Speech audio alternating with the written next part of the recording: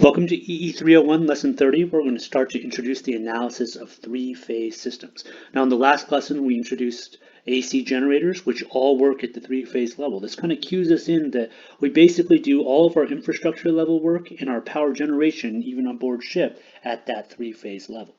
Now so far in the course we've looked at single-phase systems, the simplest form being the one shown here at the left where I have a source supplying power to a load. Now, some terminology here, I'm going to use VP to stand for phase voltage. That is, in this case, I have a single phase, there's only one voltage to talk about, one voltage source. Now, because we're using AC here and using phasors, I'm always going to imply RMS units. Now, just to point out, your home system, when it comes in, it's actually 3 wires, but it's still a single phase system. It's just kind of split up into 2 separate 120 volt sources that are actually in phase, so it's still one phase. But what really distinguishes a 3-phase system is the fact that I'm going to have to model that system as 3 voltage sources that are different from each other only by their phases. And we remember that we talk about that phase sequence and the 120 degrees phase shift between those sources based on the direction of rotation of our generator. Since what we're really talking about now are power distribution systems at the 3-phase level, I wanted to break these down into functional groups. The first group we're going to call is the source. That's where we're going to be getting power from. An example could be a 30 kilowatt trailer mount generator. You might see this if you're a Marine or a Seabee.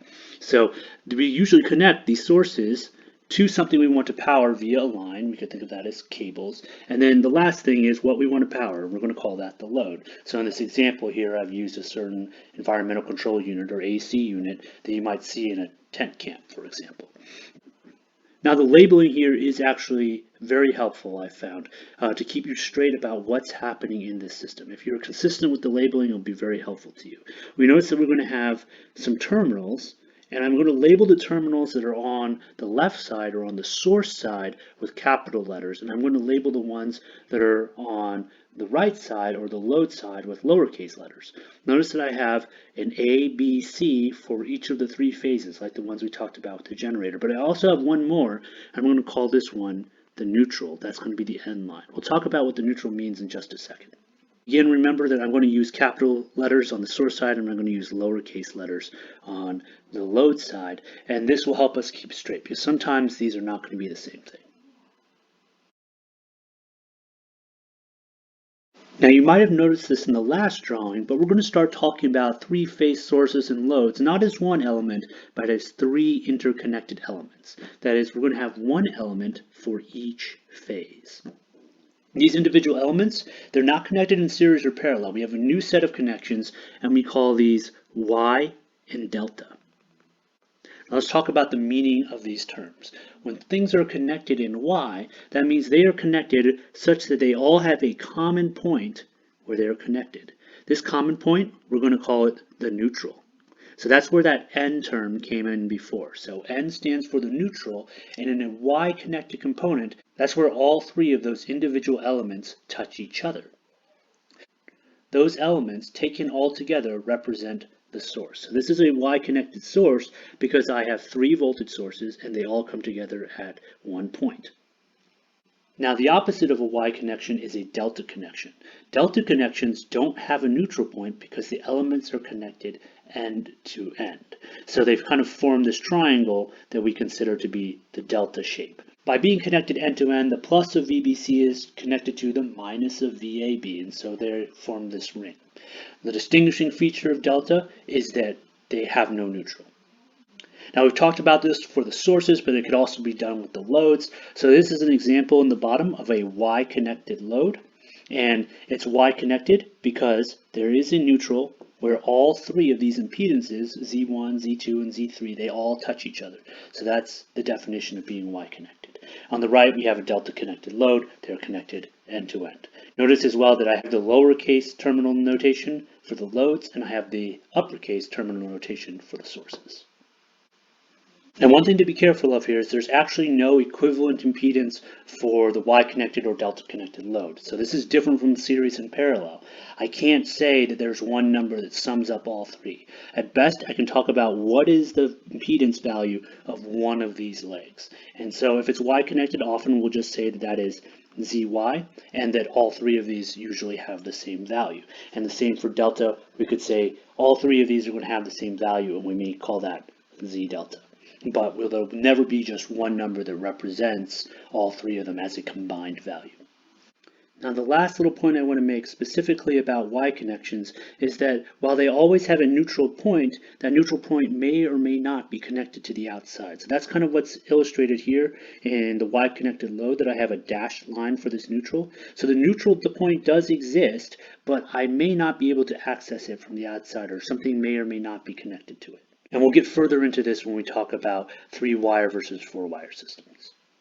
Now, because I basically have two flavors of source, Wye and Delta, and two flavors of load, Wye and Delta, I have four possible combinations which I can combine those systems. So I could have YY, Y Delta, Delta Delta, and Delta Y. We're going to focus in this course on just the YY and Y Delta as examples. In practice, the Y Delta is probably the most common system type, but YY is going to be the easiest, so we're going to actually start with that.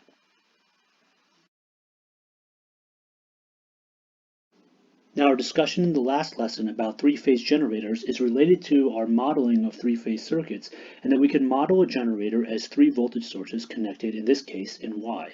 Each of these voltage sources represent a phase voltage because they represent one leg of the element, and by being a voltage source, define the voltage across that one leg.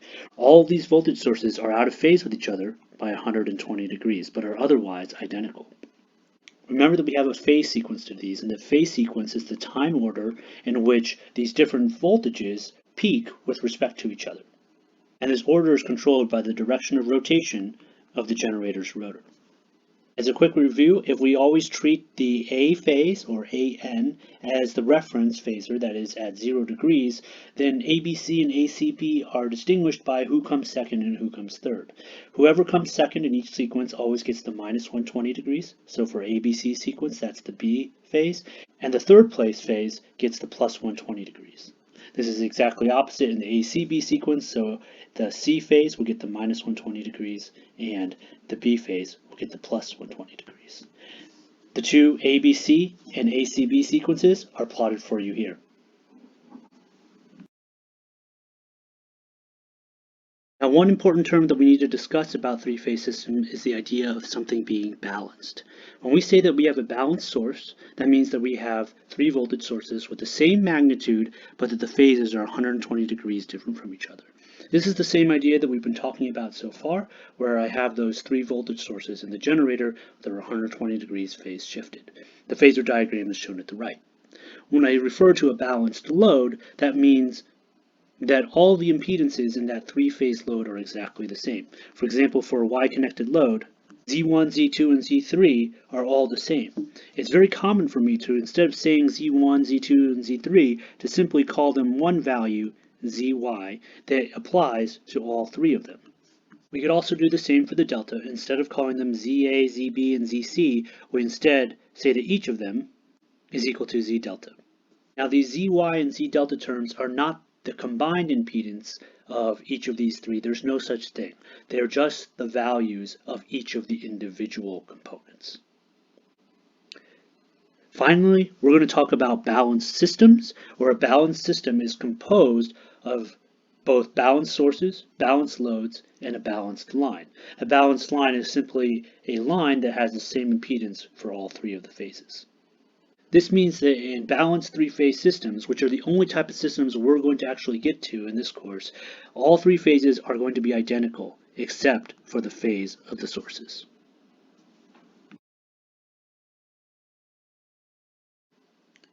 Because I'm talking about relatively complex three-phase systems, there's actually two types of quantities that I can define for either voltages or currents in the system.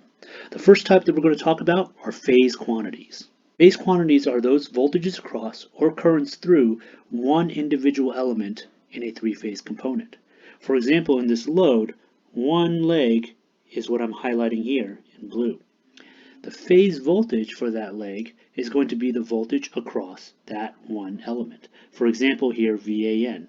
Notice that I use subscripts where I have the first subscript letter as the plus side and the second one as the minus side. Notice that the minus is at the neutral point of this Y-connected load. If I want to know what the phase current is, I simply have to ask myself, what is the current flowing through that one leg? In this case, that is IAN. So IAN is an example of a phase current for this Y-connected load. The other type of quantity that we can talk about is the line quantity. Now, line quantities are not exclusive of phase quantities, they're just defined differently. A line voltage, which we also call a line-to-line voltage, is defined from one phase terminal, such as A, to another phase terminal, such as B. So the example here is VAB is a line voltage because it is defined between two phase terminals. A line current is a little bit different than what you might expect. It is the current that flows through the line, that is, it enters or exits a terminal. So in this case, IA is an example of a line current because it flows into terminal A. IC is also a line current because it flows into terminal C. In practice, line quantities are the most common type of quantities to reference when discussing a system. This is because I always have access to the line quantities, but I may not have access to the phase quantities. For example, if this Y-connected load was inside a box, then I wouldn't necessarily be able to get in to measure VAN, because I don't actually have an access point to the neutral. But I can always measure between the terminals A and B, because that's going to be on the outside. Now, depending on the connection type, that is either Y or delta, the phase quantities and the line quantities could either be identical or they could be related by a conversion factor. Let's take a look at the Y situation.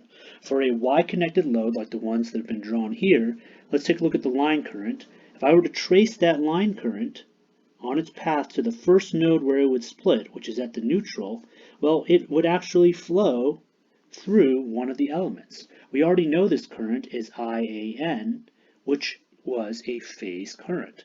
What we've demonstrated here is that the line current for a Y-connected component is identical to the phase current. There is no conversion factor required. But let's take a look at the voltage, specifically the line voltage versus the phase voltage. An example line voltage for the system would be VAB, because it's defined between two phase terminals. But if we look, VAB is not connected to the same two nodes as VAN. We could actually see it from the subscripts. If we were to walk through the phasor math, we would find that VAB is larger than VAN, the phase voltage, by a factor of square root of 3. And VAB would lead VAN by 30 degrees in phase. Now this could be derived by doing KVL in this loop. The KVL equation would dictate that VAB equals VAN minus VBN. If VBN is 120 degrees phase shifted from VAN, then we'll see that VAB will have to be larger than VAN and that it will lead by a factor of 30 degrees. In summary, we have two flavors of quantities, phase quantities and line quantities. Phase quantities exist across or through one leg in a three-phase component. For example, V capital AN is a phase quantity because it exists from A to N, and that's one leg of that three-phase source. Notice I also have a phase quantity on the load side where I have V lowercase an, which is defined again across one element of a three-phase component. In this case is ZY. Phase currents, like IAN, are defined through one of these elements in the three-phase component. Line quantities, on the other hand, are defined differently. Line voltages are defined between phase terminals. Example would be V capital AB or V lowercase ab. Notice that I can have different quantities on the source side and on the load side. Line currents are defined as the current that flows through the line. For example, we could talk about IA, IB, or IC because they each flow through a line. For Y-connected sources and loads, we have a conversion factor for voltage, but we don't have any conversion factors for current. For the voltage, we know that the line voltage, for example VAB, will be larger than the phase voltage, VAN, by a factor of square root of 3, and it will lead by 30 degrees. Note that the line voltage relates to the phase voltage that shares the first subscript in the line voltage. For example, VAB maps to VAN and VCA maps to VCN. We could also say that VBC maps to VBN via the conversion factor √3 angle 30 degrees. For the currents, there's no conversion factor required for a Y-connected component because the line current must flow through one element in the three-phase component because there is no node at which it can split before doing so. So IA, for example, is going to be identical to IAN.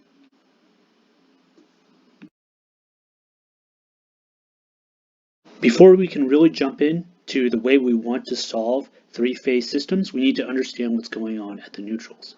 What I have here is a YY three-phase four-wire system.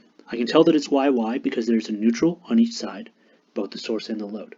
I call it a four-wire system because there's four lines, one for each of the three phases, but also a fourth one for the neutral. We're going to consider specifically what happens between the uppercase N neutral and the lowercase n neutral. We're going to do this by applying KCL at this neutral node. If I plot all the currents that are entering that node, that's going to be IAN, IBN, ICN, and IN. Therefore, I write IAN plus IBN plus ICN plus IN has to equal 0. Now, if we remember our discussion about balanced circuits, then I know that these three phase currents must actually be identical except for their phase, which is going to be off by 120 degrees. If I were to plot those on the real imaginary plane, that would look something like this. If I sum all three of those vectors together, I'm going to find that they actually equal 0, which means that 0 plus IN equals 0, which resolves to the fact that IN must equal 0. If I know that this current IN equals 0, that is, no current flows through that fourth cable, this has some implications for the voltage between the uppercase neutral and the lowercase neutral. Specifically, by Ohm's law, we know that the voltage dropped across that fourth cable must be 0. What we're saying is that the voltage at the uppercase N and the voltage at the lowercase n are the same. Another implication that we're saying about this is that because there's no current in this fourth wire, and there's no voltage dropped across it, it could also potentially be removed without changing the system. This brings us to the possibility that it could be three-wire systems where the neutrals are not connected at all. If everything is balanced and nothing goes wrong, then we can actually remove the cable that connects the neutral to the other neutral. Now, often we keep the neutral around in case something does go wrong, but if everything works as designed, then we could actually get rid of the neutral. Now that we know that for a balanced YY system, regardless of whether it is 4-wire or 3-wire, that the capital N neutral and the lowercase n neutral are at the same voltage, this will allow us to use a very powerful technique to solve for three-phase circuits. The overview of this technique is that I'm going to take a YY circuit and convert it into this very simple series single-phase circuit that can represent one phase of the system. And because we know we're talking about a balanced system, if I know one phase, I can find all the other phases very easily. The key thing to this technique is to know what goes where, and we need to use our terminals to help us do this. This single-phase equivalent model always has the same format. It is always going to have a voltage source that is going to be VAN. If we always remember to draw our terminals, capital A and capital N, we will remember to put that there, because that is the voltage source that sits between capital A and capital N in the original three-phase circuit. Likewise, we're always going to put Z line in between uppercase A and lowercase a, because that's where it exists in the three-phase circuit. We're also always going to put ZY between lowercase a and lowercase n, because that is what exists on the A phase in the original circuit. The one thing that is going to be different is that because of our argument that the lowercase and uppercase neutrals are the same, that I'm always going to connect the neutrals with a short. And this is going to be true regardless of whether or not there is a Z line and a cable connecting the neutrals. So whether the system is 4-wire or 3-wire or has an impedance at all, I'm always going to draw a short between the neutrals. It's also entirely possible for problems not to have a Z line. In that case, I would also draw a short between the uppercase and lowercase a's. Once I've drawn this single-phase equivalent, I can solve for the parameters in this single-phase equivalent and then map them back to the three-phase circuit. Generally, this involves solving for the line current, IA, and then solving for other voltages that we might be concerned about. Now, one thing we need to remember is that there are voltages that don't exist in the single phase equivalent. Specifically, if I was asked, for example, V lowercase ab, well, there's no B in the single phase equivalent circuit.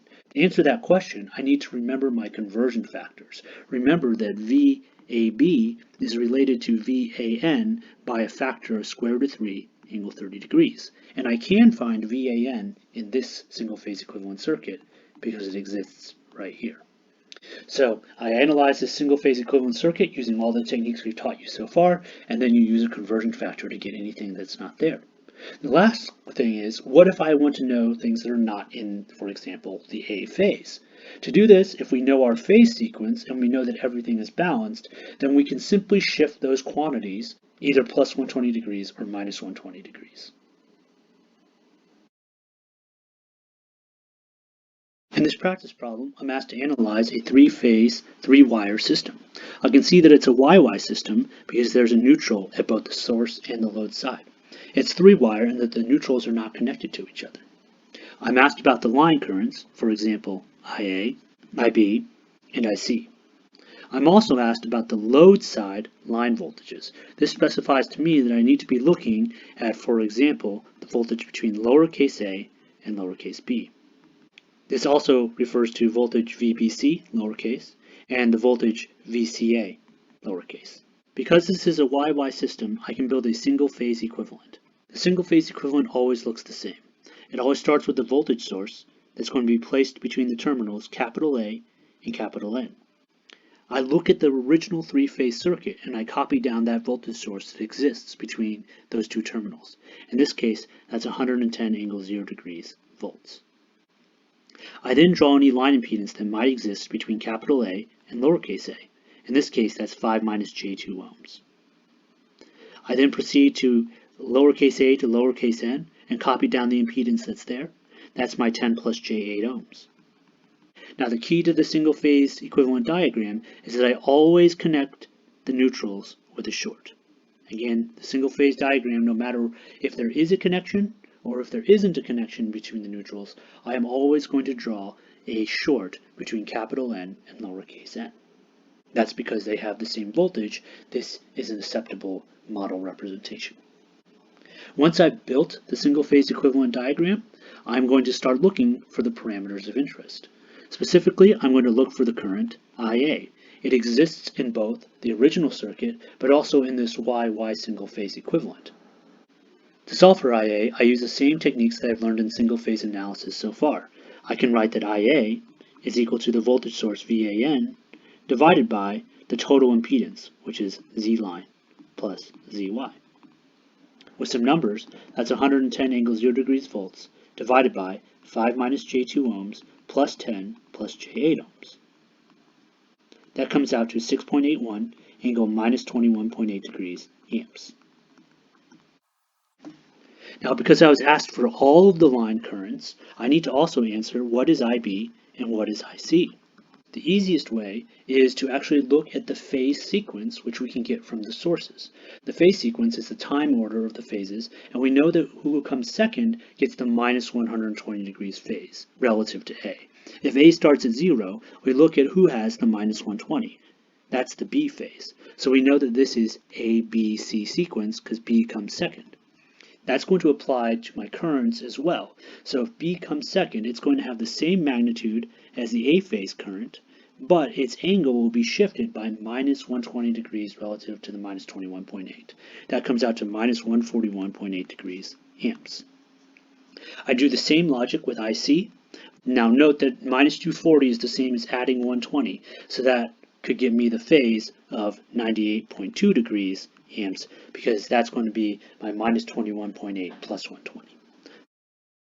The load side line voltages, the one that's tied to the single phase equivalent that I've drawn is VAB. Now VAB doesn't actually exist in the single phase equivalent drawing. There's no B terminal at all. However, there is a V lowercase an across my 10 plus J8 ohms. If I remember my conversion factors, that is that VAB equals VAN times root 3 angle 30 degrees, then I can extract VAB from the single phase equivalent diagram. To solve for VAN, it's across the 10 plus J8 ohms, and I already know the current, so a simple application of Ohm's law yields that VAN equals IA times the ZY, which is 10 plus J8 ohms. Plugging in some numbers, that gets that VAN is equal to 87.2 angle 16.86 degrees volts. Now if I apply my conversion factor, I find that VAB equals VAN times root 3 angle 30 degrees, and I obtain that VAB is 151 angle 46.8 degrees volts. I can apply the same phase sequence analysis that I used before to solve for the other line-to-line voltages, and that is I get that VBC and VCA have the same magnitude as VAB, so they're still going to be 151 volts, but they're going to be shifted in phase by 120 degrees. So I take for the B phase 46.8 degrees minus 120 to be minus 73.2 degrees. And then I find that VCA is going to be my 46.8 degrees plus 120 degrees, and that gets 166.8 degrees. And so that's it. I've solved for a three-phase system using a single-phase equivalent diagram, which boiled down to just a simple series circuit. To get anything that wasn't in that single phase equivalent, I used a conversion, and then to get the other phases, I simply applied the phase sequence.